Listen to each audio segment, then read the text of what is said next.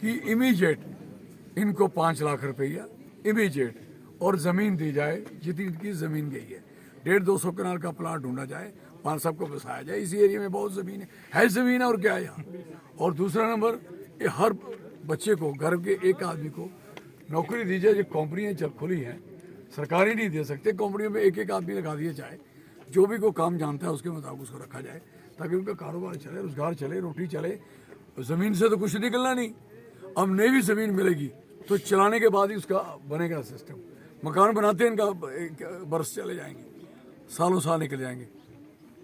तो मेरी अपील भी है, रिक्वेस्ट भी है सरकार के आगे कि इसमें मौसम को देखते हुए बारिश आ रही है, और बाकी जो अलाइन इसके नज़दीक जो गांव है, जो नज़दीक इसके घर हैं, जितने भी मकान हैं और भी जो है, उनको भी रेड जोन डिक्लेयर कर देना चाहिए और उनको भी फैसिलिटेट करने की तैयारी कर देनी चाहिए। और रात को वो बाहर नहीं रहने चाहिए परिवार, उनके मकानों में जो भी इंतज़ाम करना कैसे कराएं, लेकिन वो भी लॉस हो सकता है बड़ा। इतने बड़े टावर चले गए, अभी भी टावर वो हिल रहा है ऊपर एक जमीन भी है। ऐसा ना हो जाए कि ये सारा, और ये भी ध्यान रखा जाए कि जो बिजली इन टावरों में कभी धोखे से कहीं पीछे से छोड़ी ना जाए, आगे पीछे से इसके तार को काटा जाए, इमीडिएट काट दिया जाए।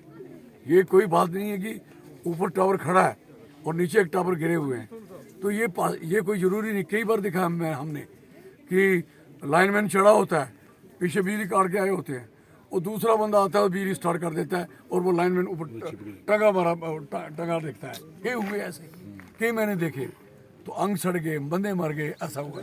इसलिए यहाँ ये टावर इतना ज़बरदस्त होता है, इसका तो खींच लेता आदमी को 100-200 फीट पे। लोग पकड़ के चल रहे हैं इसको, आगे जा रहे हैं, सामान लेने जा रहे हैं। तो इसमें जितने का सामान है, कोई पैसे दें, 4 पैसे दें, दफ़ा करें कम से कम। जब पूरी टोटली आराम हो जाएगा, बाद सामान निकालें। अभी सामान जो निकल रहा है खतरे से खाली नहीं है, ये मैं आपको बताना। सर, इससे पहले भी रामबन की भी ऐसी तस्वीर होगी साल बाद। ये सरकारें निकम्मी जब होती है, ये बात मेरी याद रखना, मैं बोलना नहीं चाहता इस मसले में, और निकम्मे मेंबर ऑफ पार्लियामेंट होते हैं, और सरकार डायरेक्टली इन देश के अंडर है। इस समय यूटी है, दिस इज वेरी क्लियर। जब आपकी यूटी बन चुकी है तो आप बताइए, ये यूनियन टेरिटरी है, तो union territory part of country का एक हिस्सा, कौन सा हिस्सा जो है ही उनका। अब जो डायरेक्टली इन्वॉल्वमेंट है उनकी, तो भेजे पैसे। और इसके साथ इलेक्शन हो रहा है, जहाँ इलेक्शन हो गया है, यहाँ इलेक्शन में कोई वोट ना लेगा ना भी देगा, 5 साल में होगा। लेकिन सवाल है कि election commission code of conduct लगा के रखा हुआ है, code of conduct. Election commission इसको सीरियसली ले, सीरियसली। और अगर आप मीडिया वाले, नेशनल मीडिया के हैं, तो ये खबर आनी चाहिए, नहीं तो आप भी धोखा करोगे। मेरे पास सुनो, मैंने कह दिया, अगर नहीं आई तो I am sorry for that. Election commission, और मैं लोगों को कहूँगा, ऐसे सारे घूमते रहते, बाद में जो मतलब की बारी है तो हो नहीं। अब इलेक्शन कमीशन की जिम्मेवारी है कि इसको कोड ऑफ कंडक्ट में रखना है, इनको पैसे दिलवाने हैं, कैसे दिलवाने हैं, जहाँ इलेक्शन कमीशन देगा इनको, कौन मदद करेगा इनकी। This is very clear. तो ये सारी मेरी बातें जो मैंने आपको कही हैं, अगर वो कोई सवाल है, क्वेश्चन है, तो आप इमीडिएट अनाउंसमेंट नहीं दिया जाए, आके चेक काटे जाएं।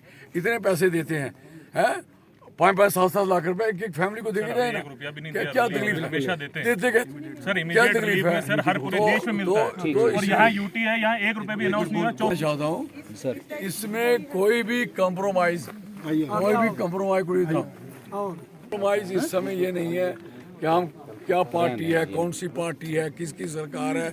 इस समय इनको सेटल करने का क्वेश्चन है, दिस इज वेरी क्लियर। और जो भी है इस समय गवर्नमेंट, इलेक्शन कमीशन इसमें डायरेक्टली इंटरफेयर करे और इनके अधिकार को दिलवाए। और 25 तारीख से 28 हैं, और कल 29 हो जाएगा। आई एम सॉरी फॉर, और ये बात बड़ी डिले हो रही है। मैंने एलजी साहब के प्रिंसिपल सेक्रेटरी से बात करी है, अभी मेरी बात हुई है, रिक्वेस्ट की है।